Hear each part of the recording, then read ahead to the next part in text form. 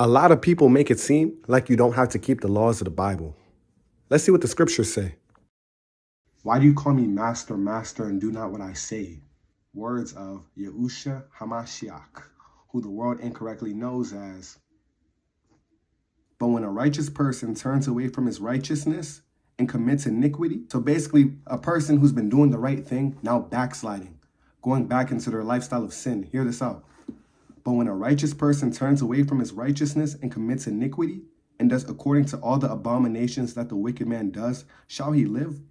All the righteousness which he has done shall not be remembered, because of the unfaithfulness of which he is guilty, and the sin which he has committed. Because of them he shall die. So hear that out. Even a righteous man, after living his life righteously, the moment he says, I'm going to start living a lifestyle of sin, he's going to die. So for you to think, I'm just coming into the walk, I'm just starting to read the scriptures, I accept Messiah, but I don't have to do what he says. You came in from a lifestyle of sin, and you want to continue in a lifestyle of sin and think you're going to make it. But the righteous man who's been committing righteousness his whole life, the moment he backslides, he's going to die. Let's use common sense here for 1 second. I say that respectfully though, like humbly, honestly. Let's use some sense. Now let's revisit that first verse we said from Luke 6:46. Why do you call me master, master, and do not what I say? What does John 14:15 say? If you love me, keep my commandments. We're sitting here calling upon Yahushua, Messiah, Messiah, Mashiach. But we're not even doing what he says. And he says, if you love me, you'd be doing what I told you to do. You'd be keeping my commandments. Let's look at Matthew chapter 7, verse 21 through 23. Not everyone who says to me, Master, Master, shall enter the kingdom of heaven, but he who does the will of my Father in heaven.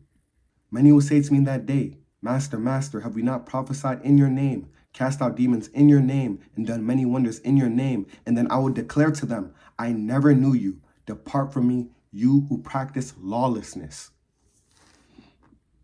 Hey, I'm not going to lie. That's going to be a scary day. I'm going to be honest with you. And let me tell you one other deception people like to hit y'all with. Don't be deceived. They'll hit you with this line. The law was nailed to the cross.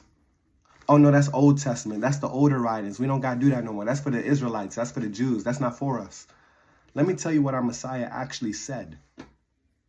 Do not think I came to destroy the law or the prophets. I did not come to destroy, but to fulfill. He said he did not come to destroy the law.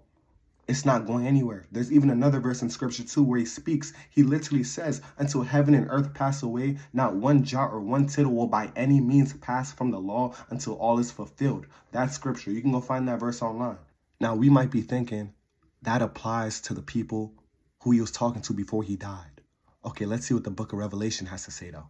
Let's see. Revelation chapter 12, verse 17. So the dragon was enraged with the woman and went off to make war with the rest of her children who keep the commandments of Aluah, which in Hebrew is the title for the Most High. The dragon was enraged with the woman and went off to make war with the rest of her children who keep the commandments of the Most High. The enemy is literally going after those who keep the commandments in the last days. Like it's in scripture, like it's right there.